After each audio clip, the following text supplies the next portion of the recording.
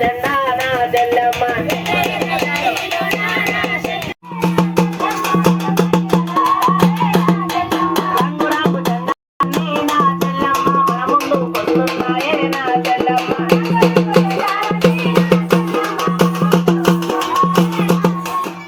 విద్యార్థి దశ నుంచి ఎర్ర జెండాను పట్టుకొని గత 35 సంవత్సరాలుగా పేదల కోసం రైతులు, వ్యవసాయ కూలీలు, కార్మికులు, పేదలు, యువకులు, మహిళలు వీరందరి సమస్యల మీద నిరంతరం పోరాడుతున్నటువంటి వ్యక్తి జహాంగీర్ గారు.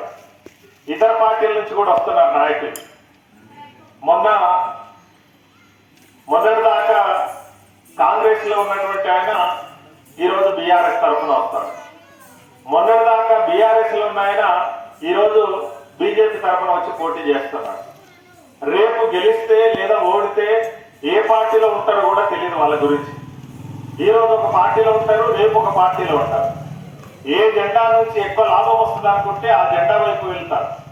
కానీ జహాంగీర్ గారు ఆ రకంగా కాదు. తను నమ్మినటువంటి సిద్ధాంతం కోసం, పేద ప్రజల కోసం ఎర్ర జెండా పట్టుకొని రాజకీయాలు ఇస్తే జీవిత చరమాన వరకు ఎర్ర జెండాలు ఉండగలిగినటువంటి వ్యక్తి. అందుకని సుత్తి కూడా చెప్పి మీకు అందరికీ చేస్తాం. రెండవది, గత 10 ఏళ్లుగా దేశంలో అధికారంలో ఉన్నటువంటి బీజేపీ ప్రభుత్వం అనేక హామీలు ఇచ్చింది.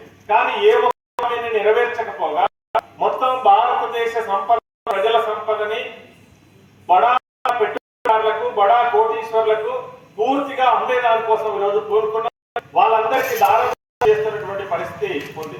అభివృద్ధి చేసిందనేది మీ అందరికీ తెలవాలి. ఎందుకంటే మేము రోజు పత్రికల్లోని, టీవీలోని లేదా ఏదో సందర్భంలో ఢిల్లీకి పోయినప్పుడు చూస్తూ ఉంటాం. ఏమీ అభివృద్ధి చెందలే, ఉన్నది కాస్త దిగజారిపోయింది. 2-3 ఉదాహరణలు చెప్తా మీకు. 2014